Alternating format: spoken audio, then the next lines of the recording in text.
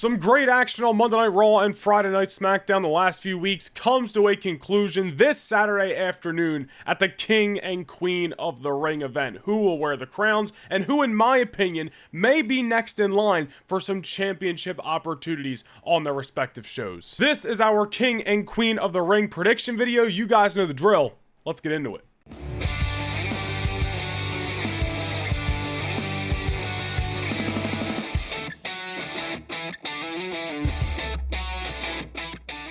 Alright, before we start running down the match card for King and Queen of the Ring this Saturday afternoon, a little bit of a shameless plug. We just recently hit 9,000 subscribers on the channel. Greatly appreciated. Thank you guys for the support. But we are on the road to 10,000 subscribers, and I want to hit that goal. That's a massive goal. So if you are not subscribed and you're watching this video right now, do me a favor, hit that subscribe button down below. Hit the like, possibly join, all up to you. But most importantly right now, do me a favor, hit that subscribe button if you are not already. We are on the road to 10K. But no more time shall be wasted. Let's get into the King and Queen of the Ring match card and our predictions for the show. Alrighty, we will kick things off with the triple threat match for the Intercontinental Championship. Sami Zayn defending the title against Chad Gable and Bronson Reed. Very much looking forward to this triple threat match, man. Couple of things going into this. Chad Gable's heel turn has been fantastic to watch. Gable's just mistreatment of Alpha Academy over the last few weeks is going to lead to a couple of great things. It's going to lead to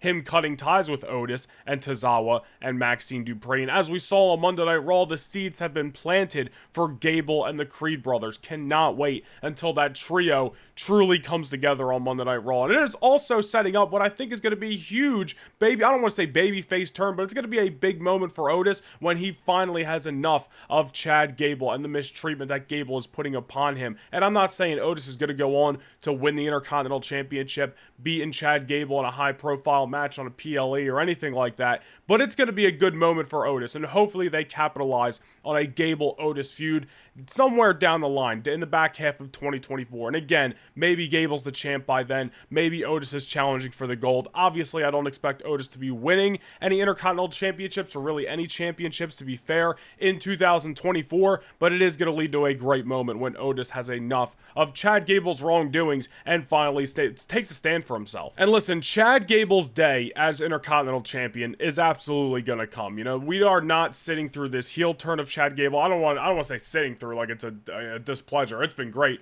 but we are not watching Chad Gable's heel turn each and every week on Monday Night Raw, heel run each and every week on Raw, for it not to pay off eventually with Gable winning the Intercontinental Championship. That is the catalyst for this whole turn in the first place, was Chad Gable targeting Sami Zayn, targeting the man who took away his chance to be the Intercontinental Champion. Now, when it comes to Saturday, though, we do have an X Factor in big Bronson Reed. And Bronson Reed is a guy who I feel like has been on the cusp of winning a championship, more importantly, the Intercontinental Championship, and just being in that discussion for quite some time. But Bronson Reed's somebody who I feel like is like right there from being like, all right, they're finally going to put the title on him. But for some reason, he's just not at that point yet. Yeah, I don't know if I'm making sense with that point, but the whole reason I bring that up is I feel like Bronson Reed is really in here just to take the pinfall. I'll be perfectly honest. I think Sami Zayn retains the Intercontinental Championship this Saturday. I think him defeating Gunther at WrestleMania was huge, and obviously I don't expect Sami Zayn to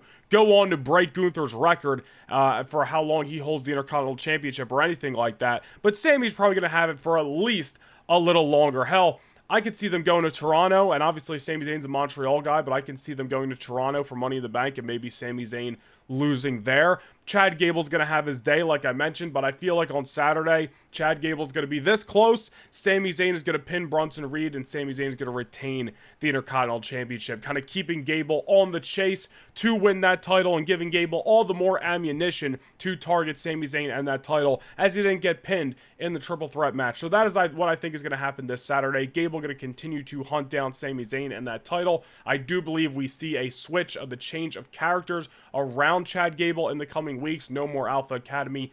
In come Brutus and Julius Creed, and maybe even Ivy Nile, I assume, with them as well. And that will eventually lead to Chad Gable winning the Intercontinental Championship. I'm going to say maybe in the month of June, maybe in the month of July, but sometime in the next few months, Gable's going to have his day. As for this Saturday, Sami Zayn retains the Intercontinental Championship. Next up, we will get into the Women's World Championship match. Becky Lynch defending the title against Liv Morgan. You know, Liv is in a very similar situation to Chad Gable, turning heel, going after a championship right now, and obviously turning heel for different reasons, but Liv Morgan eventually is going to hold that Women's World Championship. We have talked about it in numerous videos. I think Liv will be the champion with Dominic by her side. All the while, Rhea Ripley is still on the shelf, and Liv is really going to have all the pieces together and really have taken everything from Rhea Ripley as she wanted to begin with the time Rhea Ripley comes back, and that's going to make Rhea's comeback that much better and going to make the Liv and Rhea feud that much better.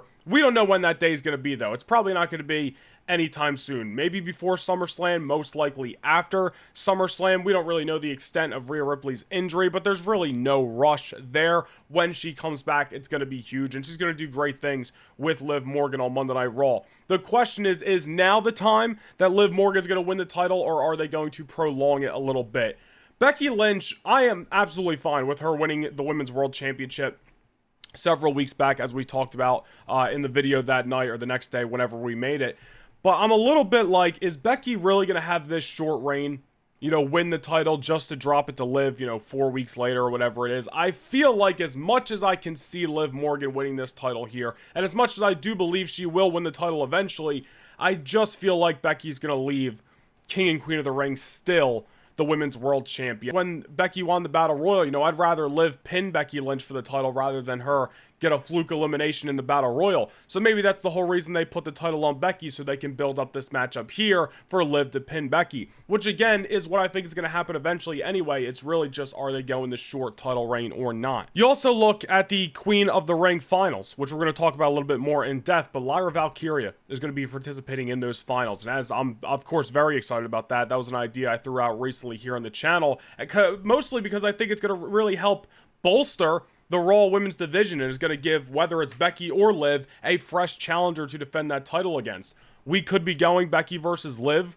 or excuse me, Becky versus Lyra in the near future. You know, they fought down at NXT. We've seen they have mutual respect for each other on Monday Night Raw over the last few weeks, but Lyra winning the Queen of the Ring could easily make her the #1 contender for the Women's World Championship. I don't think she's going to win that title, but they could prolong Liv winning the championship by having Becky versus Lyra for the title. Maybe Liv gets involved, as she's kind of been involved, or I should say Lyra's kind of been involved with Becky and Liv over the last few weeks. Maybe we get a triple threat down the line. There's a lot of possibilities here, and a lot of the possibilities that I'm mentioning could really happen regardless of who the champion is. I'm bringing up a couple different bullet points here and talking about Becky Lynch possibly winning this matchup. You know, you always want to be right when you make these prediction videos. That's half the fun of the predictions. You know what? I'm just going to go out on a limb here. I don't know if this has changed my mind on the fly or if this is kind of coinciding with everything I said, but maybe Liv Morgan does pin Becky Lynch. Well, she's going to pin Becky Lynch regardless eventually anyway, but maybe it does happen on Saturday afternoon, and maybe she leaves King and Queen of the Ring as the Women's World Champion.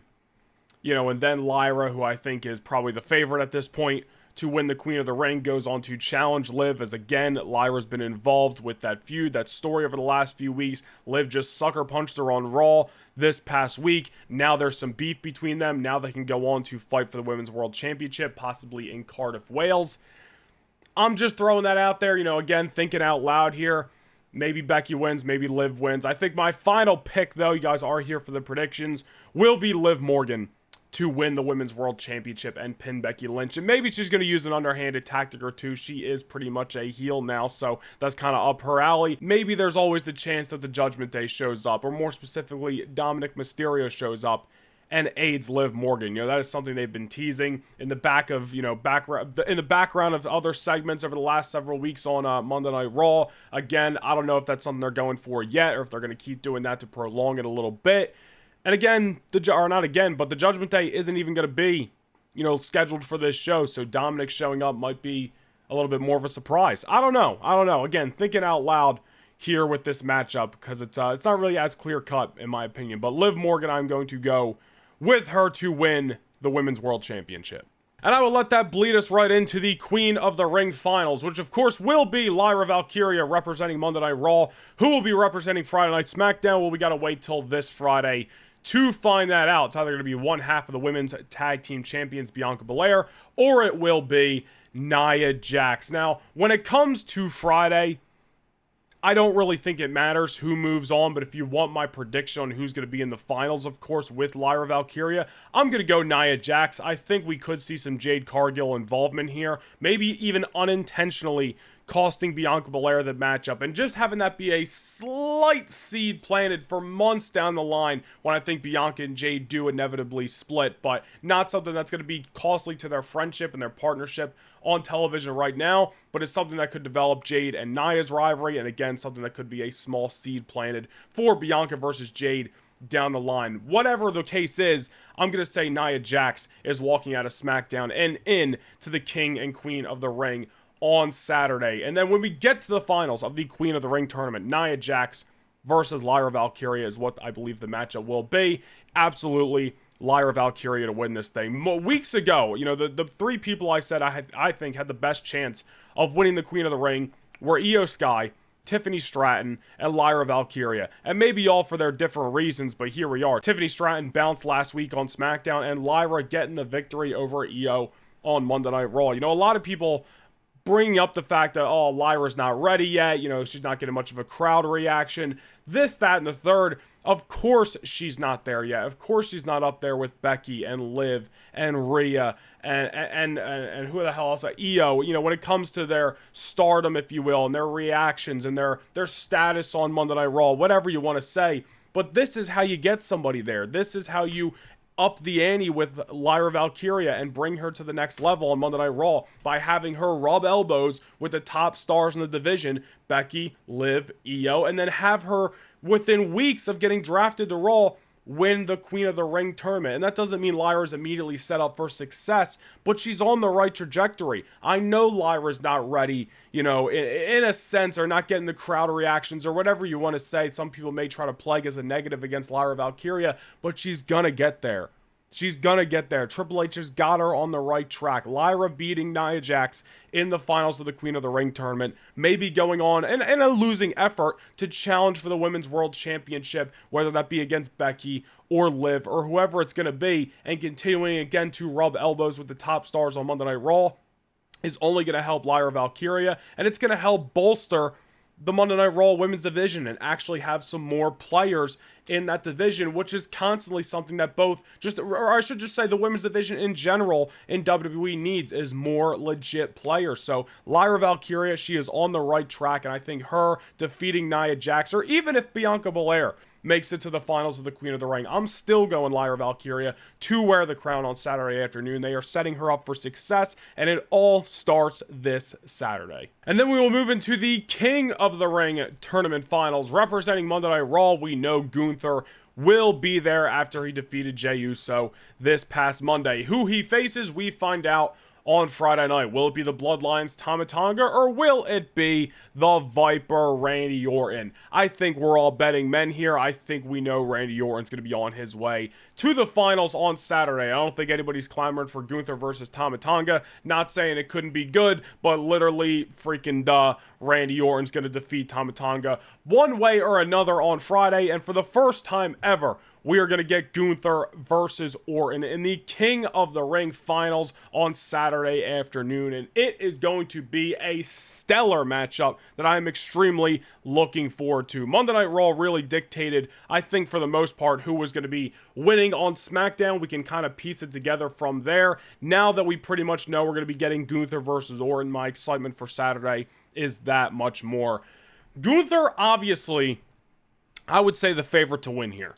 You know, Gunther winning the King of the Ring tournament, hot off the heels of the longest reigning Intercontinental Championship reign of all time, and then possibly moving on to challenge for the World Heavyweight Championship in the coming months, or just at Bash in Berlin in Germany at the end of August. Kind of seems like the logical thing, right? Gunther going on, you know, one step at another, continuing to level up on Monday Night Raw.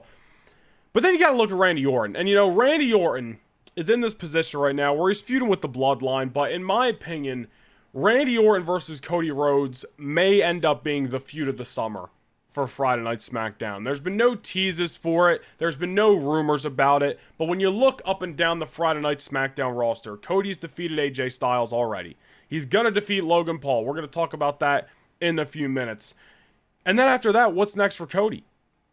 You know, Cody's not losing that championship anytime soon. We've talked about this several of times. Cody versus Rock may be in the cards for WrestleMania 41, and even if it's not, I still don't think Cody's losing the championship at least until WrestleMania or after next year. So it really, in a sense, doesn't matter who you pin against Cody Rhodes, because Cody's probably going to win, and I'm fine with that. Cody shouldn't be losing that championship anytime soon, but we still need to give him some challengers, and we still need to give him some intriguing story. And Randy Orton, with Gunther over on Raw, Randy Orton is the most intriguing story for Cody Rhodes. And I think there's a possibility where Orton versus Cody goes down, say, at a Money in the Bank, and it's babyface versus babyface, and Orton comes up short, and that loss is the catalyst for a Randy Orton heel turn, and we head towards Cody versus Orton again at SummerSlam, now with a little bit more steam behind it. And again, I don't think Randy Orton wins the championship, although even if he did, you wouldn't probably hear a complaint out of me, because I'm all for another Randy Orton world title run. But regardless of who would win when the time gets there, Cody versus Orton may be in the cards in the coming months, and if that's the case, Orton has a chance in hell to win the King of the Ring here. He does anyway, because he's Randy Orton. He's reached that point. It's like, I was talking about this with Jey Uso, I believe on last week's live stream. Certain guys just get to a point within their status in the company where any given day, WWE can flip the switch and they can be a top candidate to win a title. They can be a contender. They just fill the roles so easily, you can never count them out. Randy Orton can be getting beat up by the bloodline, let's say, for 3 weeks straight, but then he might go on to win the King of the Ring, and it makes the most sense because he's fucking Randy Orton. You know what I mean? I think Orton's got a chance to win on Saturday. And I think regardless of what happens on Saturday, Orton versus Cody, look out for that for the summer. Unless, Rock versus Cody was off the table for 41. Then I'd say Cody versus Orton next year at WrestleMania. But that's most likely not going to be the case. So look out for Cody versus Orton this summer, regardless of what happens on Saturday. But when it comes to the King of the Ring tournament finals on Saturday, it is a bigger feather in the cap for the ring general Gunther to win this tournament than it is Randy Orton. And really, you can't go wrong either way. I'm not going to be mad either way. A loss for Gunther against Randy Orton in this King of the Ring final does not make me look at Gunther any differently. If anything, it could be a little character elevation where Gunther's so pissed off that now he lost the Intercontinental Championship and he lost the King of the Ring finals that he freaking snaps, starts going on a tangent on Monday Night Raws, and make himself eventually undeniable as the #1 contender for the World Championship in Germany at the end of August or whenever he challenges for the gold. You can't go wrong here. Which is why this is going to be such an intriguing matchup, on top of the fact that the in-ring quality is obviously going to be great.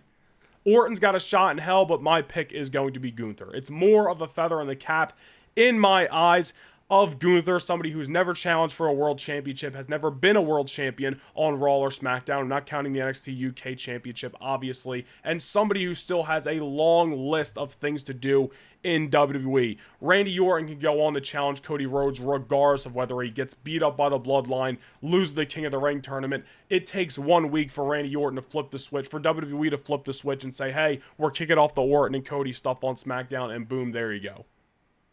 So when it comes to Saturday, when it comes to Friday, I think Randy Orton defeats Tama Tonga, obviously. And then when it comes to Saturday, Gunther defeats Randy Orton to win the 2024 King of the Ring. And then, of course, we need to talk about the WWE Championship match. Cody Rhodes defending the title against the United States Champion Logan Paul. Logan Paul's United States Championship not going to be on the line. Pretty clear, obviously, that Cody Rhodes is going to be retaining the WWE Championship. Couple of things to note here, though. How we get to the result of this matchup, because I can very much see some collusion going on in a sense.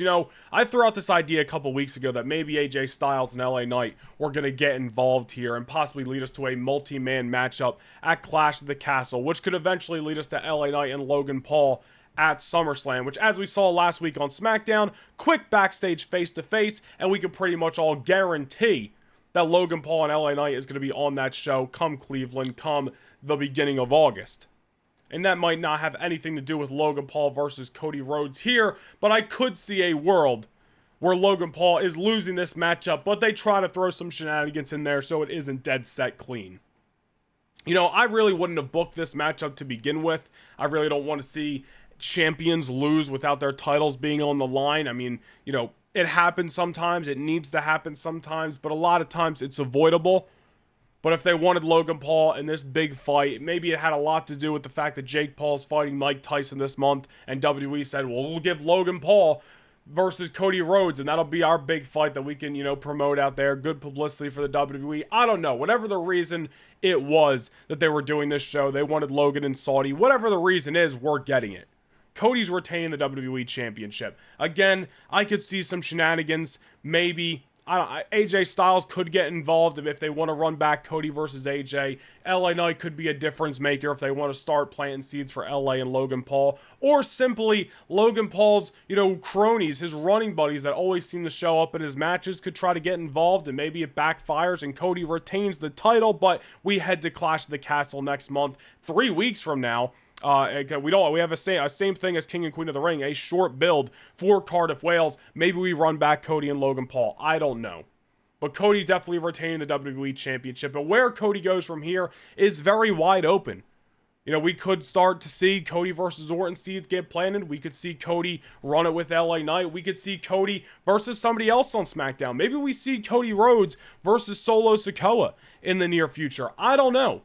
Cody Rhodes and his options on SmackDown are very wide open, which is, to me, very exciting. Because although Cody isn't going to be losing that title anytime soon, it doesn't mean you can't make a fun ride and have a fun, interesting, something to be invested in reign as champion for Cody Rhodes. So I'm very much looking forward to seeing what's next for Cody after Saturday. But when it comes to King and Queen of the Ring, Cody Rhodes absolutely retaining the WWE Championship against the United States Champion, Logan Paul. But that is going to do it for my King and Queen of the Ring predictions. Stay tuned to the channel. Definitely be sure to subscribe as we have plenty more content dropping this week before King and Queen of the Ring even goes live on Saturday. And be sure to hit the comment section down below. Leave your predictions for this show on Saturday. Do you think the finals are going to end up a little bit differently based off what happens on SmackDown? Who do you think is going to be wearing the crowns? Who's going to be leaving Saudi with the championships? Drop your comments down below. Thank you guys for checking out this video. I hope you guys enjoyed it, and I'll see you guys in the next one. Peace.